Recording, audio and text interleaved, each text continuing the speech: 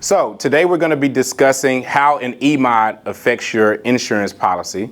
It's not going to be an EMOD class, but we're going to go over some basic safety principles that companies can implement in order to save money on their insurance policies and programs. So I'm sure you are wondering, who is this guy? So I'm going to tell you a little bit about myself. I am originally from East Texas, but I just moved back there from Oklahoma City. I was up here for about 12 years, so this is actually like coming home for me because I consider this more home than there. Funny story.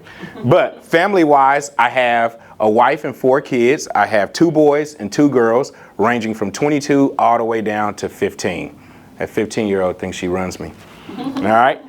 How long have I been doing this, and how did I get into safety and risk management? So I'll answer this one at the same time. I kind of got into safety and risk management, not kind of, I did, in the oil and gas industry. So I started out working oil and gas, and if any of you guys are familiar with that, that is a very, very rough industry. You work a lot of long hours, and the section I was in was very dangerous. I dealt with explosives all day. And I can remember, I tell people this story all the time, is I had a supervisor who came to me one day. We're doing like 90 hours a week, and he said, DeMarcus, I hired you guys for your back, and when that's gone, I'm gonna get the next guy. And I thought to myself, wow, that's pretty rough. And it made me think about a saying my mother has. She would always say, don't nobody love me like I love me. And from that moment on, I can remember this feeling on the inside that if I didn't care about my own safety and my well-being, how could I expect somebody else to? And also these people that I worked around all the time, I needed to care about the well-being of them. So that kind of got me on the track of safety and risk management. And I've been doing it for over a decade now. So kind of jumping back into the topic, we're going to talk about an EMOD, what it means for you. And that's just an abbreviation for the term experience modifier. So please remember that if you're a business owner out there and business owners have insurance policies, you need to be familiar with that term experience modifier. We're going to talk about how it can affect your business. We're going to touch on why managing your mod or your EMOD with safety actually matters. And then we're going to really get into the meat of it and talk about some basic safety techniques that accomplishes that goal of managing your EMOD or assisting in management of your EMOD. And then we'll talk about a few industry best practices and hopefully have some time for questions. All right. So what is an EMOD? Basically, it's a tool that underwriters use. That tool is used to determine how much they're going to charge you for your insurance premiums. Again, it's a tool used to determine your pricing. How much are you going to be paying at the end of the day? So if you notice this second one, I'm actually read it word for word. So you're assigned an EMOD for prediction whether an employer is likely to develop a loss experience that is better or worse than that of the average risk in a particular classification. That's a lot of verbiage, but I'm going to break it down here in a minute, real simple. But that's really, really important. So what you need to know and remember is that insurance costs is spread between a lot of other businesses. And depending on what type of business you're in, you are put in a pool with people who do the same or similar type of work as you. All right. So when we look at this or we think about this in practical terms, we're comparing apples to apples. But here's the trick. Here's the trick to it. That underwriter who's determining that price may prefer a red apple over that delicious green Granny Smith apple. It's our job as professionals to help guide you to the apple that is more of the choice of the underwriter, okay?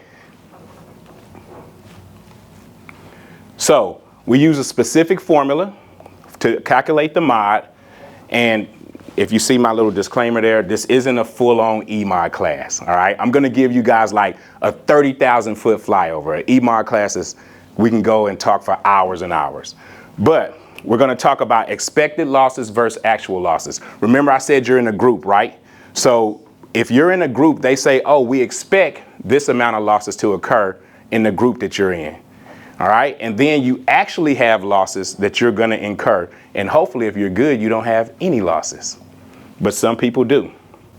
So if your actual loss is more than expected, your mod will be over a 1.0. All right, 1 is like even. You're even playing field with everybody else in your industry. If you have losses that are less than expected, your mod is under that 1.0, okay? So a mod of 1, again, is average. Anything above that, you're over the expected losses. Anything under that, you're under the expected losses. Question you want to tell yourself is, how much better do you want to be? Do you want to be average, or do you want to be better than everybody else? Everybody loves a little competition, right? Okay. We're going to see why it's important. So let's take that example that I just gave you about apples to apples. We got Joe's Electric and we got John's Electric. They both do the exact same thing, okay? But for some reason, Joe's Electric over here may be more cost-friendly to their business than John's Electric based on some safety practices that they have in place to prevent claims. All right? So, everybody ready for the secret? Yes! Show me the money. That's what it amounts to. Everybody is in business for what? Make profit. Make profit. We want to do the things we enjoy, but at the end of the day, if we don't make profit, what happens to the business? Failure. Business no more, right? So here's an example. This is the exact thing that we just discussed. This is a rough estimate with round numbers to show you how an EMOD works. So say a company's manual premium is $100,000, and we're going to work with that number. We already talked about the 1 being what? Average. I like to ask questions to make sure y'all keeping up with me. All right. So the 1 is average. The lowest you could ever achieve on a mod is a 0.78. That means 0.22 is controllable. And you may think to yourself, 0.22, well, that's nothing. Well, let's put some math to it. So example 1 has a debit mod. That means that their mod is over 1. Let's say that mod is 1.25. So for every $100,000 they have in manual premium, they're actually paying $125,000 for it. You see where I'm going with this? Now we're going to contrast that to example 2. They got the same amount in premiums, but they're doing something special behind the scenes so they're not having claims. And their mod comes up as a 0.80, which means for the same amount of manual premium, they're paying $80,000. Now, we talked about this 0.22 being controllable. When we look at that, that's $45,000 that they're able to keep in their pocket. Who wants to keep that 45 grand? Because if you don't, you can give it to me. I tell you right now, I'll take it in a heartbeat. All right? So starting to make sense. And now if you're a large business and these manual premiums can climb higher than that, and I've seen it, that can equate a lot of money that's going out the door needlessly. Is there a max on your EMOD above? Like there's a minimum? I've seen some, the highest one I've seen today, I think was like a 1.8 something. At what point do you just get dropped? You can get, it depends on the appetite of the carrier that you're with. So it's a luck game. But that's a great question. So here's how it affects your businesses. So maybe you're a company that works for different contractors. Nowadays, especially in construction, we're seeing contractors have their subcontractors turn in their EMOD. And this is run every 3 years. The reason why they want to see that because it gives them a snapshot of the risk that subcontractor is going to be to them in order to do business. So it's very important. So another thing is, in addition to paying more, you could actually lose out on potential revenue simply because you don't have an EMOD that's at the standard of the contractor you're wanting to work for. So the more preferred that company becomes, the higher the possibility becomes for profit, because these contractors are able to look at them and say, okay, I want to do business with Joe's Electric because they're a lot lower risk than John's Electric. So here's an old saying that I thought was very important when I was putting this together. It says the best way to minimize the hidden costs of workplace injuries and related insurance costs is to prevent accidents from happening in the first place. So this came from the Insurance Information Institute. But when I was putting this on this presentation, I thought about it. It's a simple type of principle that we are all familiar with. Anybody and everybody has been a child before. And you've probably hurt yourself, and the first thing your mom said to you when you was playing on that wall or whatever where you fell and scraped your knee was, you shouldn't have been up there in the first place. Right? So it's a real simple principle that applies here. So also, workers' compensation claims, they revolve around the safety in the workplace. When you go and look at the claims that's associated with workers' compensation and you see that there's a lot of them, that's a key indicator that something's going on in that workplace environment that's leading to that. And chances are that organization or company or business doesn't have good safety principles or processes implemented. All right. Although worker comp insurance will pay for medical costs and employees' lost income, your business has to absorb the cost from reduced productivity. So you lose a person out of your pool that's working for you, you just lost productivity. If you replace that person, it costs you to train them and get them up to speed. You could also lose costs based on your reputation. Companies may look at you as a non-reputable company and not want to do business with you. So it pays for you to have these practices implemented, not just from the money side of things, but the continuity of your business as a whole. And then also think about the people that you employ. A lot of your employees will feel better about showing up and going to work if they know that, hey, I'm not going to go in today and lose half my arm, right? It boosts your company morale. If you notice this top bulletin point, and I'm not going to read them all in order, but I always start here because we get picked on as safety professionals. I remember being a director for a company and the guy told me, oh, you safety guys, y'all just take revenue from the bottom line. But as you'll see when we go through this, as we go through this presentation, it's actually possible to save revenue off the bottom line. But OSHA website, this is my OSHA plug, right? They have a deal called Safety Pays. You can go on there and see how much an injury will cost your organization. I encourage everybody to take a peek at that. Now, I'm going to jump down here. When you use that, it's important to know that it's just a snapshot.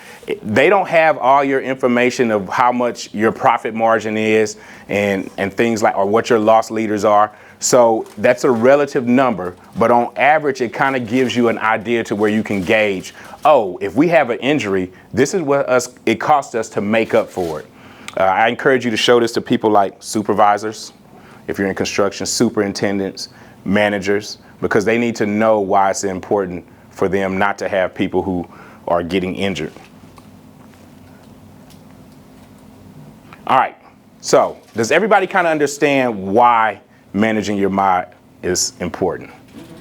All right, we're all in business to do what? Make money. Make profit. Make a profit. And using these safety techniques is what's going to help you continue to make profit, and at the very least, not take from your profit, right? At the very minimum, you don't want to take from your profit. Now, the thing about safety is, it's not rocket science. I'm going to talk about basic blocking and tackling. You can use this in warehouse jobs, manufacturing, construction, oil and gas, office settings, anywhere some of these principles will apply, okay? So the first thing to do is set policies. If you do not have a policy, nobody knows what's expected of them, what the company's expectations are, and what grounds they stand on. But the biggest thing is make sure they're practical, right? You don't necessarily have to do what your competitor is doing, but all you have to do is meet the minimum OSHA requirement and make sure it's practical.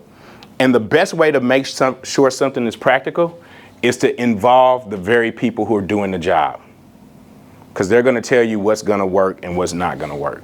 So policy, talk to your supervisors, talk to your frontline workers, and then make sure that you have some accountability tied to it. If you don't do that, all you're doing is giving bona fide lip service that's written down, and we got to move past that phase. If you have a fleet, if you're doing any type of delivery services, or if you have people who drive company vehicles, whether they're going to see clients, whether they're making some type of delivery to and from the home office, you're going to scale the process. It's all going to be the same. Nothing's going to be reinvented. You're going to develop policies that are practical, that apply to the setting that you're in. So if you're in Oklahoma City, your driving policy should look different, or your fleet policy should look different from somebody in Minot, North Dakota. Main reason being is what? Snow. Snow. Different driving conditions, right? So address what's going on in your area. Yeah, population density. That's a real good one. That's the first time somebody's ever brought that up, and that's a real good one. Because the higher the traffic, the higher the risk. There you go. Talk to those supervisors and frontline workers and let them choose what they want to be responsible for. Because think about it like this. Say you and I are working together, and I come and tell you, hey, I need you to do this job. Chances are you may do it if I'm your supervisor. But if you come up with a task that's relevant to the safety policy that you want to do, that you're passionate about, what's the chances you're going to keep doing it? 100%. Yeah, because it's your idea now. You get to own it. All right? And again, we're going to have accountability tied to it. Why? No one's gonna do it. There you go. I ask questions a lot. You gotta have that accountability. So look at this note. Most companies we see that have the highest vehicle claims are due to non-existent or poor driving programs. I can't tell you how many driving programs I've done in the past 6 months, but I know it's over 10. And some of these companies are large. That's a simple oversight that can be addressed. Okay? So subcontractors, if you are using subcontractors in any capacity, make sure A, they meet your standards and that they have their own standards that they're adhering to that meets some form of what's required of their business. Okay? Develop that policy that's reflective of your standard, pass it on to them, make sure they have one, and communicate. Communicate with with companies about the work that's being done. I just watched the other day on a YouTube from the CSB, the Chemical Safety Board. There was some confined space work that was happening on these two tanks. They were side by side, but at the top, they connected together with a pipe. And the companies who were doing the work, they were subcontractors, they looked at it as two separate tasks. This company was over here doing their thing, and this company was over here doing their thing. They didn't communicate. They didn't talk about the confined space entry. Long story short, one of the companies was using some type of heating device to heat the inside of the tank where they were applying a highly flammable adhesive material. It fell in a bucket, caught on fire. They jumped out and ran. Those two survived. But it filled up and all the smoke went into the other one and engulfed the other tank, and those two people died. And they had no idea what the guys in the other tank was doing. Got to communicate what's going on. So training. Everybody kind of frowns at training. Sometimes it can become monotonous. We keep doing training over and over and over again. Rule number one is your training should always be as creative and innovative as possible. Think about the audience that you're delivering the training to. Some people like to be spoken to like this because I have a heavenly voice. Just thought I'd throw that out there.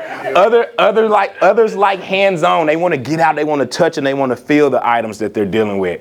And then you have some that may not have a lot of time on their hands, so web-based interactive training may be the better approach.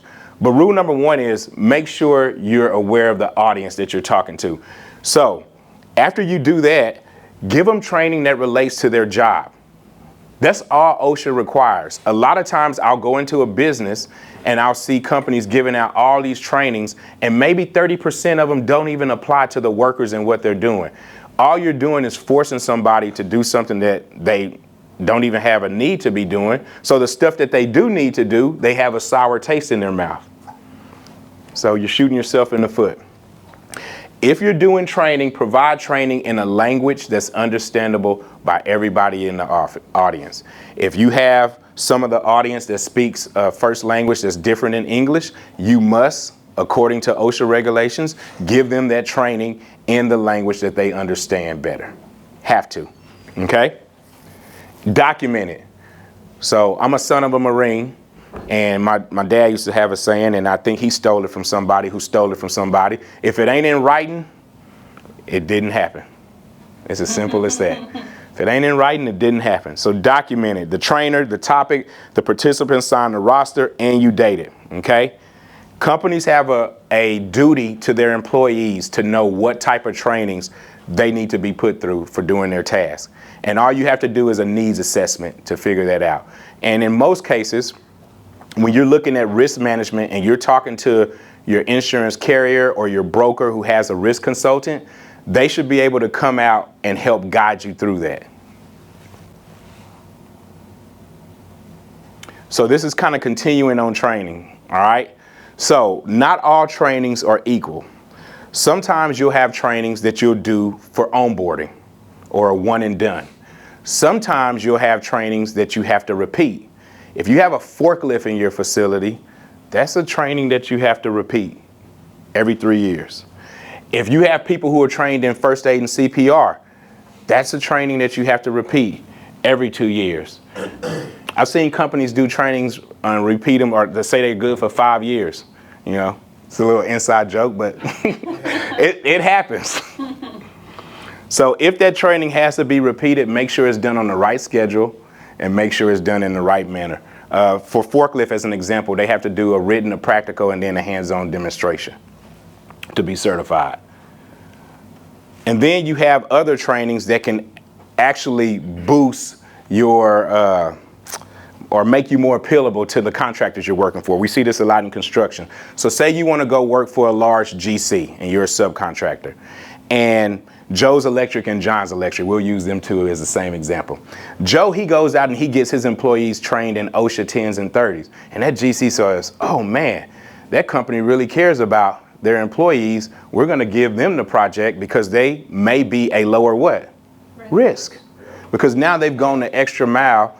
In addition to giving them the required trainings, they're doing something that's beyond what's required of them maybe. Now, some general contractors may require that you do that, but some don't. But doing that shows that you really take it serious, and it makes you less likely to have a claim on a project.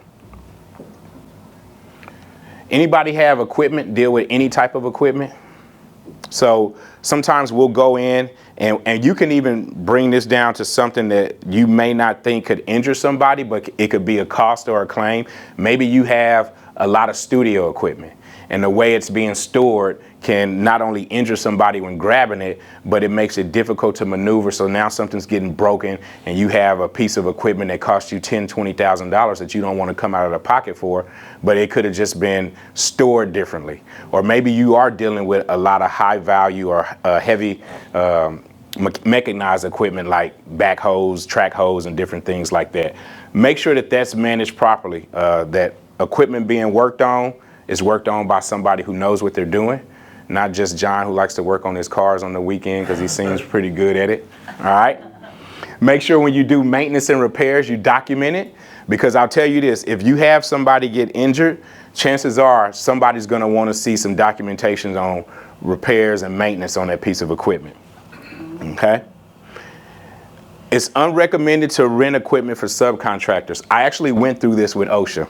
I was in a situation where a company rented some equipment for a subcontractor, let said subcontractor use it, and that contractor's employees got injured. Who else do you think was tied up in that with the subcontractor? The person that rented it. The person that rented it. Because they rented it and they did not verify that whoever was using it was competent to use the equipment. So now that became a liability or risk to them based on that one action.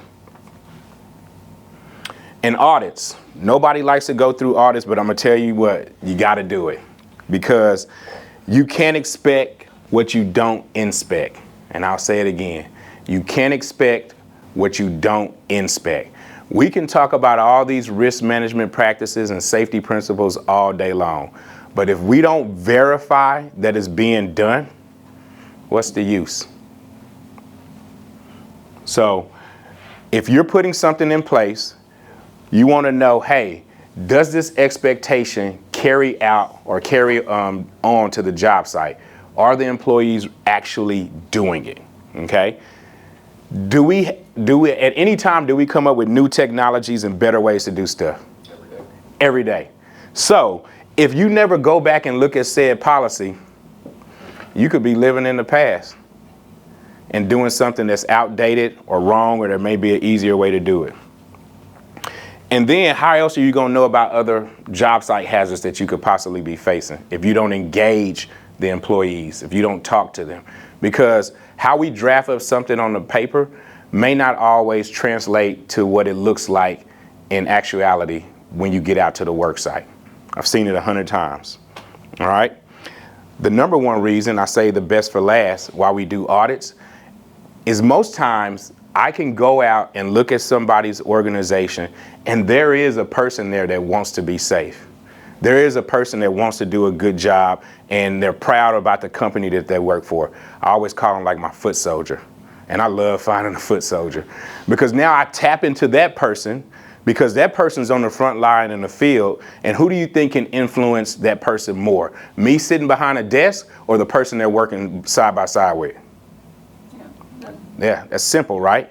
So find out who that advocate for your business is. And the best way to do that is by asking questions, doing these audits, because you get to know what a person's thinking, right? Another thing that's good is it shows your employees you have a commitment to safety. It shows contractors you have a commitment to safety.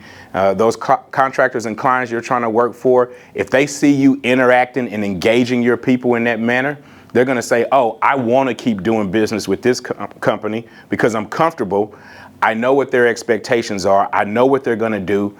And in the event that you do have a mishap or a claim, chances are they may be a lot more lenient with you, because they know you're putting forth an effort, as opposed to somebody who's like, oh, I just hope it goes good, right? There's nothing. Yeah. So create that sense of trust with the people that you do business with. Create that sense of trust with the employees that you have working within your business, because they're flying your banner, so to speak. They're flying the flag for you. So another good one is ergonomics. So if you're in an office setting, this kind of gets overlooked, but a large amount of our worker comp claims are what we call MSDs, musculoskeletal disorders, that person that's sitting at the computer typing all day. And the reason why those are so pivotal is because they become long-term injuries. So those stay on your EMOD for years sometimes, because that person has to go back to the doctor and make all these visits. So that claim can't close. Can't close a claim. And when you can't close a claim, all it's doing is just dinging that mod more and more. And here's the deal. We've come so far with technology and the way that we approach things in our stepping, handling, and lifting techniques, we should be able to reduce a lot of these claims from happening. And in addition to that, we should be able to engineer out some of these claims.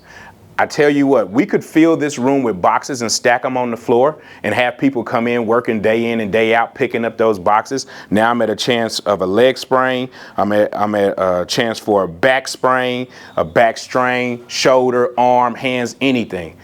And I can reduce significantly the chances of somebody being injured by stacking the boxes on the table. Now, normal business owner may say, well, that's going to cost me too much money. Now you're telling me I got to go buy tables so I can stack stuff on that so no one has to bend over. Yeah, you want to pay a $100,000 medical bill? Bet you it's cheaper than those tables. So what we're and more efficient. So what we're trying to do is we're trying to stop looking at the tree and we want to see the forest. Again, it's not rocket science. You want to make sure your risk consultant, your insurance carrier, they should be asking you these questions. They should be coming into your business, assessing it, looking at how the work is being done and saying, hey, did you ever think about this? So let's say someone gets injured. They get injured in your business. They're out. What are you going to do? Well, if you don't have a return to work program, it's going to cost you a lot, because you're paying for that person to be off. You're paying for that person's medical visits. The point that I'm trying to make here is by using safety practices and having a return to work program and assessing what you're doing, you should have a plan to get that person back to work as quick as possible, doing something that is beneficial to the company. And there's a lot of ways to accomplish that goal. But you have to have a return to work program. The main thing is it's going to decrease your medical costs. Also, it's going to eliminate unnecessary claim cases being left open. Okay? And if you're doing it the right way by having a return to work program and having someone walk you through that process, you can also guard against unnecessary medical treatment. There's a lot of clinics that they make money by your employees continually being serviced by them. So you have to do your due diligence to make sure that first the medical attention is right, because we do care about our employees, let me say that. We want them to get the right medical attention, but we don't want them to get medical attention that's not needed, to where, again, claims are being left open and we have these high medical costs. All right. A lot of companies, they use medical management personnel. There's a lot of companies that have in-house that helps aid with this. I know we're one of those that do that. So be mindful of that, okay? Also, again, you want to show that your employees, that you care about them. So it's going to increase their confidence in you, because you're saying, hey, are you getting the right medical attention? Do you need this? Do you need that? Let's make sure we get you back to as close to 100% as we can. All right, this is my favorite part. This is for the employees, incentive programs. Now, before I get into it, and I'm going to say this twice, there's a right and a wrong way to do incentive programs if you're implementing it in your safety program. All right. So one study found that companies with a safety incentive program experienced a 44.16% reduction in lost time workday injury between 1999 and 2001. On the other hand, another company found that without a safety incentive program, they had a 41.84 increase in the lost time. So it's just kind of showing you the value of it through two different examples. Okay. A report found that 75% of U.S. manufacturers utilize safety incentive programs that may impinge on workers' safety reporting. So that's one that's important. Basically, again, there's a right and a wrong way to do an incentive program. We do not reward people for not getting injured. Don't do that, because all that means is they're going to hide the injury from you. And here's what's going to happen. They're going to hide that injury from you, and they're going to hide that injury until it becomes so bad that they got to come and say something. And now a claim that could have been managed in the beginning has now exacerbated and become this huge thing that it may not have ever gotten to, because that person was keeping it from the proper people that need to know. Right and the wrong way to do it. All right. So, and I've seen incentive programs work phenomenally. I was at a large oil and gas service company, the largest one in the world. They had a great incentive program. And you'd be surprised, in our division alone, we spent about $500, and it reduced our claims in the tens of thousands that we were seeing. And we didn't pay people to not get injured. There's a certain way to do it. All right. So again, you have this situation where you're looking at the tree and not the forest, because somebody may say, I don't want to spend $500 on my employees to reward them. But if that $500, if I told you, hey, I can save you $45,000 for $500, raise your hand if you're turning that down. Nobody in their right mind's doing that. So again, safe behaviors should be rewarded. You see somebody doing something safe, you reward them. Because here's the Jedi mind trick. That person's going to get rewarded for acting safe. They're going to go off to their buddy that they work with and say, hey, man, I just got this $5 Starbucks coffee card because they saw me doing something the right way. And that buddy who likes Starbucks too, what do you think they're going to do? Do the same thing. They're going to display the same behavior, right? Finding hazards should be rewarded. Remember, I told you I love foot soldiers. Somebody finds a hazard that you didn't even know existed in your company. They might have saved you a $30,000 claim. You mean to tell me you can't give them 10 bucks? When you talk about it in that terms, it doesn't make sense, right?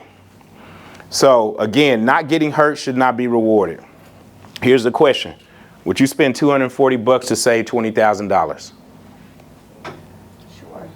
You don't have to be a math genius to do that. So again, here's some ideas. Gift cards, social gatherings. Somebody told me the best way to a man's heart is through his stomach. I like to eat food. So a lot of people like to eat food. Time off, recognition, leaderboards. Employees love competition. If you have fleet companies, I've seen them do it a lot. Johnny drove 10,000 miles without an accident. And then James comes in and like, I'm going to drive 15,000 miles without an accident. So there's a lot of ways to get creative with doing this. So here's the advice I'm going to leave you all with. Safety principles and practices, they can affect your EMOD to a relative degree that can save your company money. The choice is whether we're going to use them or not. Again, We got to stop looking at the tree and see the forest. So hopefully you guys are having these conversations with your carriers and your risk consultants that work for your insurance company, because as we get back in the swing of our economy and we get back to doing businesses, companies want to stay in business, and the only way we can do that is by remaining profitable. And we have to look at every avenue of our business where we can remain profitable, even our insurance policy, okay? And that's why we manage risk. Communicate with similar industries. Find out what somebody in your industry is doing that may be working really well, and do that. Try it out. You know, you never know if you don't try. Newsletters, you can subscribe to them. There's a lot of information out there. I subscribe to ASSP. I subscribe to risk management. I subscribe to OSHA. Now, not everything is relevant, but when I do find that one thing that is the value on it is priceless in a lot of instances. So I encourage you all to do the same thing. Any questions? Go ahead. If I ask my insurance people what my EMOD is, will they tell me? Yes, they should. But yeah. Yeah, you should know, every business owner should know what their EMOD is, because it's a 3-year tally. It's talking about how you did for the past 3 years.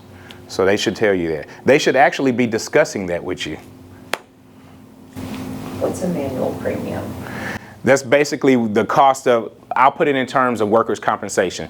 So workers' compensation is you pay X amount of dollars for insurance per employee. Now, that dollar you're paying for insurance, or whatever I'm just using a dollar as a generic term or generic value, that can change depending on what they're doing. And here's why. You may have 10 office employees who sit at an office all day, and you may have 10 employees who do excavation and trenching work. What's more dangerous? So that one may cost you $3 per employee versus your office personnel costing you $1 per employee, because the risk is higher for your excavation worker. So after they find out how many employees you got, what job role they have, they tally that up and they say, here's your manual premium, here's what it's going to cost you for that. Where's the place the most common place you find the breakdown between top leadership understanding the need for safety processes and implementation, and then actually being executed or not executed at a production level? Okay, I'm gonna repeat that. I should have been repeating these questions. You said, what's the most common place that I see the breakdown, and I'm gonna try to shorten it, with top level leadership understanding the need for safety practices, in a nutshell? In both directions, really. And leadership understanding what's happening on the floor, and people on the floor putting into practice what leadership asks of them. Okay, so people on the floor and leadership understanding, both directions. Okay, people on the floor, I think the breakdown is that they receive conflicting messages. I think that a lot of times, remember I said that if we just put something in writing and we don't have any accountability, it's just bona fide lip service, just in writing. So in some instances, I think companies can fall into that trap, to where now their employees are receiving conflicting messages, because production is so pushed in companies, and production is important. But at the same time, if somebody gets injured, you just shot all your production in the foot, right? And so in that employee's mind, it's like, yeah, you guys are talking about safety, but you're hounding on us so much for production, and I don't want to lose my job. I'm in fear that if I don't meet this quota, something's going to happen to me. I may not get a bonus or something. And so that's where the breakdown happens. With leadership, the most common thing I see is, I think there's this competition to look the best, and I think you lose some of the what I would say genuine aspect of wanting to be a good company, and now you're just competing with other people. You're like, oh, well, they got this safety award, and they start just throwing out all these things that they want to do. Well, we're going to do everything that Joe's Electric is doing, and maybe their company is not as big as Joe's Electric. And what they really need to do is hone in on what's practical instead of just doing what's boilerplate, I would say. And the boilerplate is easy though, right? Because that boilerplate is information you can just grab off the internet. To really go in and assess your workplace, that's going to take some work. It's going to take you some time for you to really sit down and think about, okay, I know these are the requirements I got to meet, but how do I meet them and make them fit my organization, not just throw on what somebody else is doing? Well, I appreciate everybody's time. This was fun for me. I want to say a special thank you to Vicki for having me. So this was like coming home for me to be able to come and talk to you guys and speak to you about safety principles and how they affect your EMOD.